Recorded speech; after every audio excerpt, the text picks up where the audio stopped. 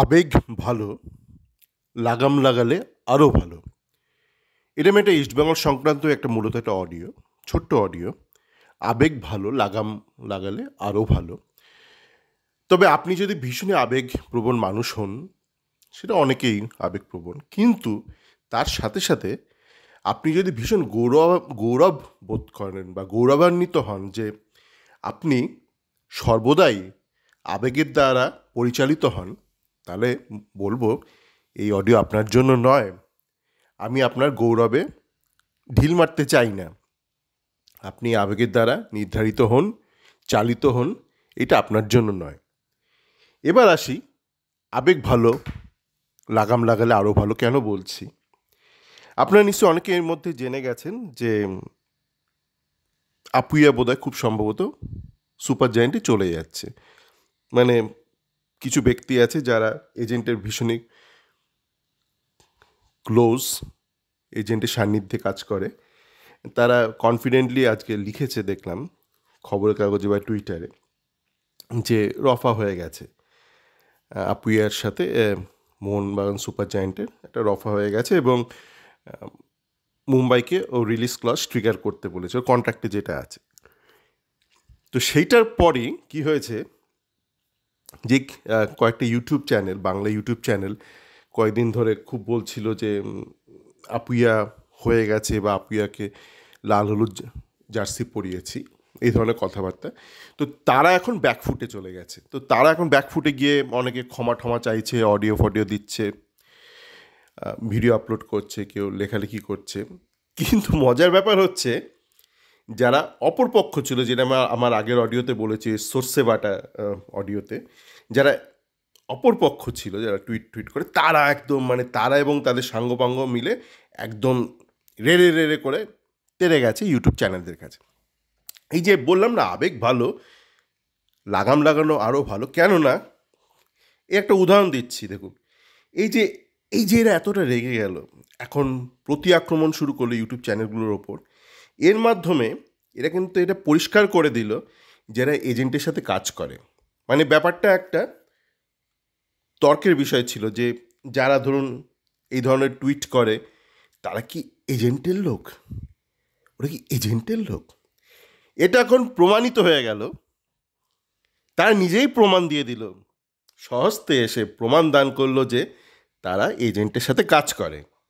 তাই তো, ব্যাপারটা তো তাই দাঁড়ালো। সুতরাং যারা এজেন্টের দ্বারা পরিচালিত, তারা যখন একটা প্লেয়ারের প্রশংসা বাক্য পেশ করবে আপনার সাথে, আপনার কি একবারও মনে হবে না there is a conflict of interest? আপনি যখন একটা দোকানে যাবেন কোনো একটা মাল কিনতে, আরবিট একটা রাস্তার ফুটপাতে, কোনো দোকানদারকে আজ পর্যন্ত বলতে শুনেছেন, দাদা এই মালটা নিয়ে যান, এই মালটা বাজে, দাদা এই মালটা নিয়ে যান, এই মালটা কেউ কিনতে চাইছে না, দাদা এই মালটা নিয়ে যান, এই মালটা দুদিন বাদে ছিঁড়ে যাবে? কেউ আজ পর্যন্ত কেউ বলতে শুনেছেন? আপনার জানি না আপনার বয়স কত, আজ পর্যন্ত কোনো দোকানদারকে বলতে শুনেছেন দাদা এই মালটা বাজে, মালটা নিয়ে যান, বাড়িতে বৌদি রান্না করে আনন্দ পাবে, বৌদি পরে আনন্দ পাবে? আজ পর্যন্ত শুনেছেন? শোনেননি নিশ্চয়ই, because there is a conflict of interest. সুতরাং এই ধরনের যারা ব্যক্তি, যারা টুইটারে কোনো একটা প্লেয়ারের প্রশংসা করছে, প্লেয়ারটা আপনি জানেন না, চেনেন না, তাকে বলে দিচ্ছে দারুণ প্লেয়ার, প্লেয়ারটা হয়তো সবে ইস্টবেঙ্গলের ট্রায়ালে রয়েছে, 2-3 পাক দৌড়ালো, আপনি সাথে সাথে বলে দিলেন এ হচ্ছে আগামী দিনের তারকার আগমন। তখনই বুঝবেন এ এজেন্টের লোক, এর কথা আমি বিশ্বাস করা উচিত নয়। এবার আসি আপুইয়ার বিষয়ে। না, আপুইয়ার বিষয়ে যাওয়ার আগে আরেকটা বিষয়ে একটু ছোট্ট আলোচনা করতে চাই। ডেভিডকে নিয়ে চারিদিকে একটা অশিক্ষার মিথ্যাচার আমি লক্ষ্য করছি। আমাদের এখানে রোববার একটা অনুষ্ঠান হলো, শাহানা বাজপেয়ী এসেছিল আর সামন্ত সিংহ এসেছিল, ভালো একটা অনুষ্ঠান হলো। তো অনুষ্ঠানে আমার সামনে বসছিল একটা ছেলে, আমার থেকে বয়সে বড়, তো ঘোরো ইস্ট বেঙ্গল ফ্যান, কিন্তু আমি জানি না কতটা অ্যাক্টিভলি ফলো করে। কিন্তু আমার সঙ্গে যখনই দেখা হয় কোনো সোশ্যাল গ্যাদারিংয়ে এখানে, তখন বলে কিরে ইস্ট বেঙ্গল কী হচ্ছে, কী হবে? তো ও আমাকে জিজ্ঞেস করলো, কিরে এবার কী হবে? যেন আমি মানে টিমটা বানাচ্ছি টানাচ্ছি এরকম একটা ব্যাপার। তাই বললাম টিম তো ভালো হচ্ছে কিন্তু আইএসএল জেতা একটু চাপের আছে, মনে হয় না হবে। বলে কেন কেন কী হলো? আমি বললাম কোচে একটু সমস্যা আছে। তো আমি বললাম দেখা যাক কী হয়। তো এইটা কেন বললাম, তার কারণ এটা হচ্ছে আমার মানে যে আমি এভিডেন্স দেখছি তার ভিত্তিতে আমি এটা ক্লেম করছি, মানে ফলস ক্লেম করছি না। মানে আমি জানি না ভারতবর্ষে একটা সমস্যা আছে, ভারতবর্ষে যখন ধরুন কোনো ওষুধ বা কসমেটিক্স অ্যাডভার্টাইজমেন্ট হয় তেমন উল্টোপাল্টা সব দাবি করে, মিথ্যে দাবি। সেগুলো কিন্তু উন্নত দেশে অ্যালাউড নয়, ঠিক আছে? ওষুধ বা কসমেটিক্সে কোনো একটা ফলস ক্লেম করা, মানে আপনি বিক্রি করা মানে এই নয় যে আপনি একটা মিথ্যে দাবি করবেন। তো ডেভিডের ক্ষেত্রে কী হচ্ছে আমি দেখতে পাচ্ছি, এটা জানি না কোনো মিথ্যাচারের জন্য মানে অসততার জন্য নাকি অশিক্ষার জন্য। যেমন ধরুন গতকাল ইস্টবেঙ্গল যখন অ্যানাউন্স করলো ডেভিডের, বলে দিল ন্যাশনাল টিমের স্ট্রাইকার ডেভিড, ঠিক আছে? ন্যাশনাল টিমের striker. Now let's check, fact check করা যাক। ডেভিডকে জাস্ট ইগর জানে ইগর এবার চলে যাবে হয়তো, ওর তো একটা মাথায় বুদ্ধি আছে না, তো ও জানে চলে যাবে। তো যাওয়ার আগে কোচরা সাধারণত কী করে, সেটা আমাদের স্টিফেন কনস্ট্যান্টাইনও করতো, যখনই জানে চলে যাবে কিছু দুমদাম কিছু র্যান্ডাম প্রমোশন দিয়ে দিত ছেলেদের, দিয়ে তারপর ওদের সিভিতে এগুলো লিখতো যে আমি এতগুলো ছেলেকে গ্রুম করেছি, ডেভেলপ করেছি, পরের চাকরি পেতে সুবিধা হয় সাধারণত। তো ডেভিডকে প্রমোট করেছিল অ্যাজ আ ফরওয়ার্ড কোটায়, কিন্তু ডেভিডকে কিন্তু একটা ম্যাচেও নামায়নি, 1 মিনিটের জন্য নামায়নি। ওই যে 2-3টে ম্যাচে হচ্ছিল, একটা তো কিন্তু নামেনি। তো ফরওয়ার্ড মানে কিন্তু সে যে কোনো পজিশনে থাকতে পারে, সে হয়তো উইঙ্গার থাকতে পারে, নাম্বার 9 হতে পারে। স্ট্রাইকার সাধারণত আমরা নাম্বার 9কেই বলি। তো যেই ছেলেটা এখনও 1 মিনিটও খেললো না ন্যাশনাল টিমের হয়ে, তাকে আপনি ন্যাশনাল টিমের স্ট্রাইকার এই সম্বোধন করে মহারাজিদা যাচ্ছে কৃষ্ণচন্দ্র এইভাবে বলা, ঘোষণা করার মানেটা কি? আপনি বলতে পারেন ন্যাশনাল টিম প্লেয়ার বা ন্যাশনাল টিম ফরওয়ার্ড। এই স্ট্রাইকার কথাটা যে এখন একটা স্ট্রাইক করেনি ন্যাশনাল টিমের হয়ে, এটা এক প্রকার মিথ্যেচার। তো এইগুলো থেকে একটু বিরত থাকা উচিত। এবার আপনি থাকবেন কি থাকবেন না, আশা করি আপনি থাকার কথা হয়তো ভাবছেন বা থাকেন, তাই আপনি এত অবধি শুনেছেন। কারণ যারা সেটা ভাবেন না আমি তাদের আগেই বলে দিয়েছি, আপনারা এই অডিওটা শুনে বেকার নিজের সময়টা নষ্ট করবেন না। এবার আসা যাক আপুইয়ার কথায়।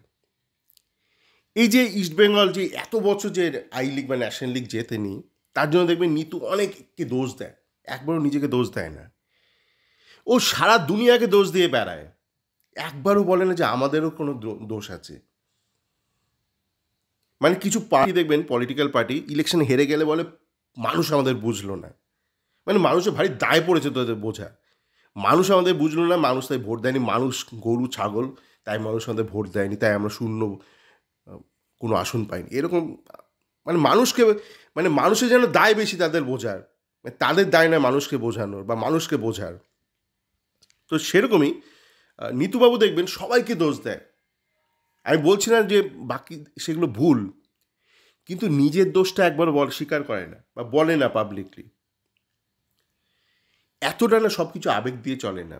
আমি আগে বলেছি তাই ওগুলো রিপিট করবো না, কেন ইস্টবেঙ্গল ন্যাশনাল লিগ পাইনি এত বছর ধরে খেলা সত্ত্বেও, প্রায় 20 বছর পাইনি, আমি ওটা রিপিট করবো না। কিন্তু ওনার মধ্যে না এই সব কিছু একটা বুকে দম, একটা বুক বাজানো একটা ব্যাপার আছে, মাথার ব্যাপারটা খুব কম আছে। আপুইয়া মানে এমন আলোচনা হচ্ছিল, মানে এ পক্ষ ও পক্ষ, মনে হচ্ছিল যেন কাকে মানে আমরা আবার দিয়েগো মারাদোনাকে নিয়ে চলে এসেছি। ভারতবর্ষে এসে জন্মগ্রহণ করেছে দিয়েগো মারাদোনা, একটা জায়গা ঢাকা পায়নি, তাই ঠুক করে মণিপুরে জন্মে নিচ্ছে মারাদোনা। আপুইয়া ভালো, কিন্তু এমন নয় যে ওকে নিয়ে এত মত্ত হতে হবে ইস্টবেঙ্গল ফ্যানদের। একে অপরকে গালাগাল দিচ্ছে, গালমন্দ করছে, এ ক্ষমা চাইছে, ওই করছে, ও বুক বাজাচ্ছে, ওই করছে, দেখেছো তো গোয়াতেই আমাদের ঈশ্বর আছে। বা কিসের ঈশ্বর? সর্ষে বাটা ঈশ্বর? খোচর, কেউ বড় খোচর, কেউ ছোট খোচর, তাই তো আমরা কি বলি সাধারণত যারা পুলিশের ইনফর্মার হয়, বাংলায় তো খোচর বলি। এরা সাংবাদিক কম, খোচর বেশি, কেউ ছোট খোচর, কেউ বড় খোচর, কেউ ঠিক খোচর, কেউ ভুল খোচর, তাদের মধ্যে নিজেদের মধ্যে একটা রেষারেষি। আমি নির্ভরযোগ্য খোচর, ও অবিশ্বাসী খোঁচর, ব্যাপারটা এখন ওরকম পর্যায়ে এসে দাঁড়িয়েছে। তা এই মুহূর্তে ভারতীয় টিম যখন খেলে না, ন্যাশনাল টিম, তখন মনে হয় কতগুলো শ্রমিক খেলছে, লেবার ক্লাস, লেবোরিয়াস ডিসপ্লে, কতগুলো শ্রমিক খেলছে, মানে কতগুলো দেহ নড়ছে, নড়াচড়া করছে, মস্তিষ্ক নেই। তো এই মুহূর্তে ইস্টবেঙ্গলে যেই দুটো ছেলের মধ্যে একটু মস্তিষ্ক আছে, যারা সেন্ট্রাল মিডফিল্ডে খেলতে পারে, এক হচ্ছে শ্যামল বেসরা, এক হচ্ছে মহিতোষ রয়। বাকিদের আমি জানি না, বাকিদের মানে আমি বলছি যাদেরকে দেখেছি, যেমন মিরাজকে আমি দেখিনি, আমি না দেখে কাউকে গালমন্দ করব না বা কাউকে প্রশংসায় ভরিয়ে দেব না। যেটা এরা করে, যারা এজেন্ট হয়ে কাজকর্ম করে, তারা দেখবেন দুটো হয়তো দক্ষিণ ভারত থেকে একটা ছেলে এলো, কেরালা থেকে দুটো ছেলে এলো, সাথে সাথে দুজনের ছবি দিয়ে দেবে, বলবে এ আগামী দিনের তারকা। বলি ভাই আমরা তো নামই জানতে পারলাম, তুই নাম জানি কী করে? অবশ্যই এজেন্ট নামগুলো সাপ্লাই করেছে। এবার ভাই কোথায় খেলেছে দেখবেন সাথে সাথে একটা ভিডিও আপলোড করে দেবে, মানে আপনি কিন্তু জানেনও না কোথায় ভিডিওটা পেলো। এজেন্টই ভিডিওগুলো সাপ্লাই করে। যে এজেন্ট এইসব কে গার্বেজ, যেমন কে পপ সং আছে না, কোরিয়ান পপ, আমাদের এখন ভাগ্য হচ্ছে কে, মানে কেরালা গার্বেজ টাইপ। তো এরা যখন এই কে গার্বেজগুলো যখন পার্সেল করে পাঠায়, যখন কুরিয়ার করে পাঠায়, সাথে সাথে ভিডিও একটা পাঠিয়ে দেয়। সে হাবিজাবি ভিডিও, মানে দেখবেন মানে আশপাশে কেউ নেই, মানে সবাই দাঁড়িয়ে রয়েছে, ডিফেন্ডার অপোনেন্ট, তার মাঝে একটা গোল করে যাচ্ছে, হয়তো যে ডিফেন্ডার যাকে সই করালো সেও দেখছে একটা গোল করছে। এবং এতই নির্বোধ ইস্টবেঙ্গল ফ্যানরা, যখন একটা ডিফেন্ডারেরও ভিডিও দেখে, ও বাবা এত দারুণ একটা গোল করেছে, গোলের ভিডিও শেয়ার করে। মানে সে মাঝ মাঠে খেললো, তারা একটা গোলের ভিডিও শেয়ার করবে, সে ফরওয়ার্ড হলো গোলের ভিডিও, সে ডিফেন্ডার হলো, সেটা গোল করছে সেই মুহূর্তে একটা ভিডিও, আর তাই দেখে পাবলিক ও দারুণ দারুণ দারুণ ব্যাপার। তো এই হলো হচ্ছে ইস্টবেঙ্গল ফ্যানদের সব মেধা, মানে আবেগ দিয়ে, আবেগ সর্বস্ব জীবন। আমি কী নিয়ে আলোচনা করছি না সেটাই ভুলে গেলাম, মানে আবেগের চোটে। তা যেটা বলার ছিল যে, আশা করি আমি কিছুটা বোঝাতে পারলাম যে আবেগ ভালো, তাতে লাগানো আরও ভালো। আর বিশেষ কিছু রিপিট করব না, এরপর রিপিটেশন হয়ে যাবে, এখানেই থাকি। আর যেটা বলছিলাম, দেখো ভুলেই যাচ্ছিলাম, হ্যাঁ, তো যেই দুটো প্লেয়ার আছে মহিতোষরা আর শ্যামল বেসরা, তা আপনি বলতে পারেন মহিতোষ কি আপুইয়ার মতন খেলতে পারবে? আমি জানি না, আপনি কি করে জানলেন পারবেন কি পারবেন না? আপনি তো সুযোগই দেননি, আপনি তো বসিয়ে রেখেছিলেন। আমি বলছি আমি জানি না, কারণ আমি দেখিনি। না, আপনি বলছেন আপনি জানেন যদিও আপনি দেখেননি। কিন্তু intellectually Mohitosh is much superior then many other people, right? যারা খেলছে এই মুহূর্তে ভারতীয় মাঝ মাঠে, সেরিব্রাল ইন্টেলিজেন্স মহিতোষের অনেক বেশি। আপনি তো ওকে সুযোগই দেননি। লাস্ট ম্যাচে আইএসএলে নামালো, 20-22-25 মিনিট খেললো, তারপর দেখলাম কোয়াদ্রাত একটা প্রশংসা করে একটা মিডিয়াতে একটা ইন্টারভিউ দিল।